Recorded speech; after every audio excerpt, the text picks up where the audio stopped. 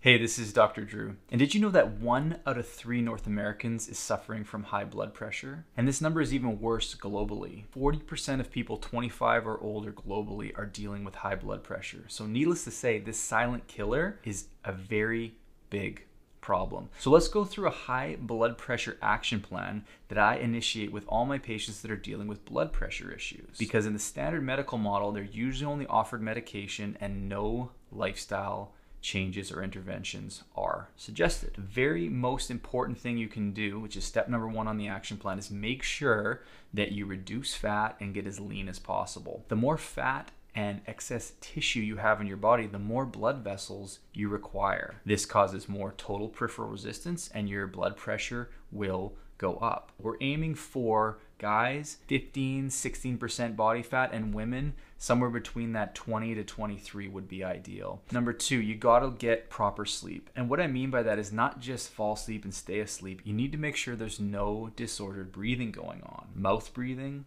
snoring, and sleep apnea will all cause high blood pressure. This puts stress on the system. This reduces your nitric oxide output, which is a vasodilator and relaxer of the system. And when you mouth breathe or snore or have sleep apnea, you're not getting enough deep restful sleep. And so your nervous system feels stressed, and so your blood pressure goes up. So you must screen for sleep apnea. You must look into mouth breathing. And if that's something you're doing, you could try something called mouth taping. A lot of my patients have done this.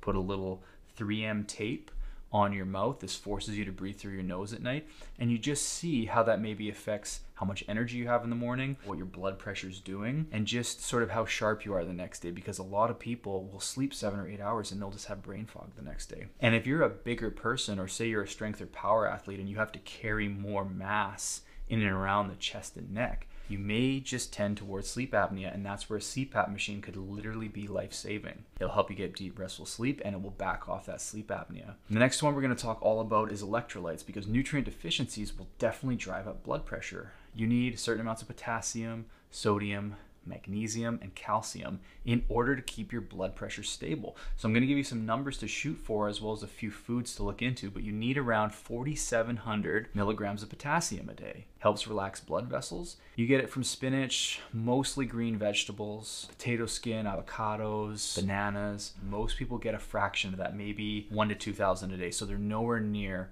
what they need. Magnesium, if you're dealing with high blood pressure, I like to get it to around 800 to 1,000 milligrams a day. Again, this is another one that's so commonly deficient. People are getting less than 400 most days, and it's a relaxer of the blood vessels, right? It helps you vasodilate. And so if you're not getting enough magnesium, this can harm total peripheral resistance and lead to higher pressures. So nuts and seeds, dark chocolate. But you have to remember, our soils are very depleted in magnesium. So standard foods that used to be really high in magnesium aren't as high. So this is one of those supplements that most people benefit from. It's also really good for supporting digestion, relaxation of the nervous system, anxiety, and sleep. So it covers a lot of cool stuff because it's involved in over 300 pathways. I usually like magnesium bisglycinate because it's really well absorbed. Best taken at bedtime. If you can handle 400 to 600 at bedtime, great, and then you can do the remaining amount in the morning. If it makes you drowsy, you might have to go with a smaller morning dose and do majority of it at bedtime. Just play with it, but you're looking for that 800 to 1,000 milligrams. And then calcium, critical for blood pressure, cardiovascular contractions in the heart, smooth muscle relaxation and contraction, bone health. I mean, lots of interesting things. So you need to be hitting around 1,000 milligrams a day of calcium. If you are pregnant, you might even need a little more because you're growing a skeleton, but 1,000 to 1,200 is kind of your benchmark. Really hard, crumbly cheeses with calcium lactate crystals are an awesome food source. Certain Greek yogurts, again, if tolerated, are a good option. Some of you, lactose intolerant, not great with dairy, you definitely might need to shift to supplements that are well absorbed. CalMags work really well at night. That's a blend of calcium and magnesium that you can take before bed. Just make sure to take some vitamin D3 with K2,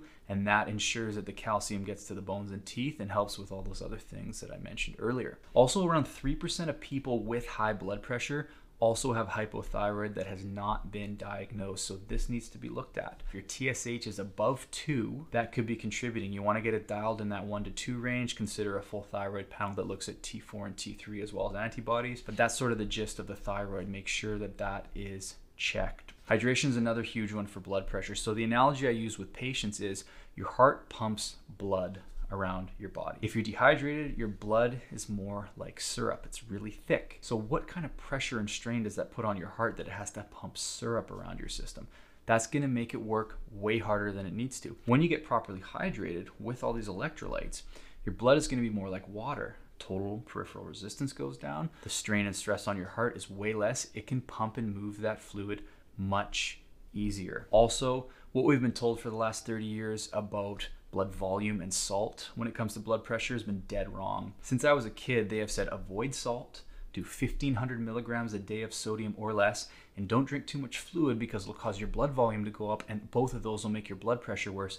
That is completely false. You need to get hydrated, 1 liter of water per 50 pounds body weight each day, and you need to have a sodium intake somewhere between 3,000 and 6,000 milligrams. And if you don't believe me, look into the book called The Salt Fix that came out in 2017. All of the things that we thought about salt were debunked. The research is very clear, so don't let your doctor tell you that you need to reduce all salt and have none of it in your diet. That is a surefire way to go into a cardiovascular mess, because let me tell you, too little salt is just as dangerous as too high. You need to find that sweet spot right in the middle, and it's that 3,000 to 6,000 for most people. Some other things to consider too, there is a backdoor pathway where insulin resistance will cause sodium disruption of absorption, reabsorption in the kidneys, which then triggers high blood pressure. The sugar is really the devil here. If you have too much sugar, carb intolerance, insulin resistance, insulin goes up, which is a storage hormone.